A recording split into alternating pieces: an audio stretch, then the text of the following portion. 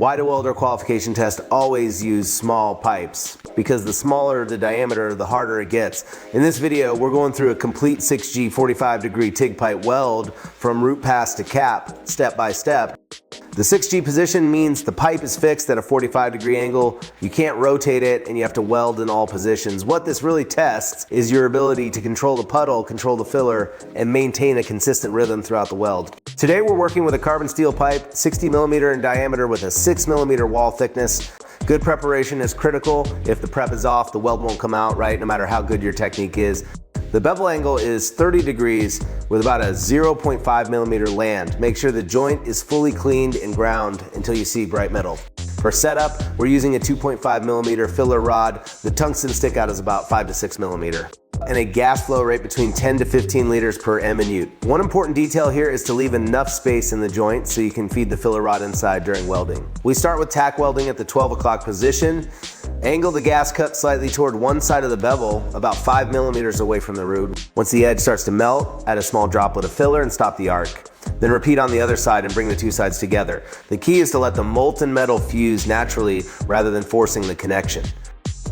For the root pass, set the current to around 90 amps with a pre-flow of 0.3 seconds and a post-flow of about 3 seconds.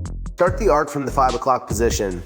Keep the filler rod positioned around the 9 o'clock side of the joint and feed it into the root using an inside feeding technique. During the root pass, focus on feeding less but more frequently and keep the filler continuous. The arc should stay slightly behind the puddle while the filler rod stays at the front edge. You're not melting the filler directly with the arc instead. You're using the heat of the puddle to absorb it smoothly. For the fill pass, increase the current to around 105 amps. After striking the arc, don't rush to add filler.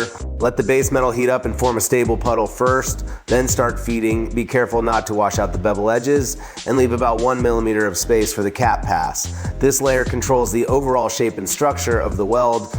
Before the cap pass, clean off any oxidation. Set the current to around 90 amps. Use a slight weaving motion, keeping the tungsten about 1 millimeter from the surface. Move evenly from side to side, tying into both edges of the bevel. The goal here is to achieve clean edges and a uniform appearance when finishing the weld. Make sure to fill the crater properly before stopping the arc. Don't remove the torch immediately. Wait until the post-flow gas has fully protected the weld area. The 6G pipe weld is one of the most challenging positions in welding, but once you understand the technique and keep practicing, it becomes manageable. It's not about welding faster, it's about welding with control and consistency. Okay, that's it. Don't forget to subscribe and let me know in the comments what you want to see next.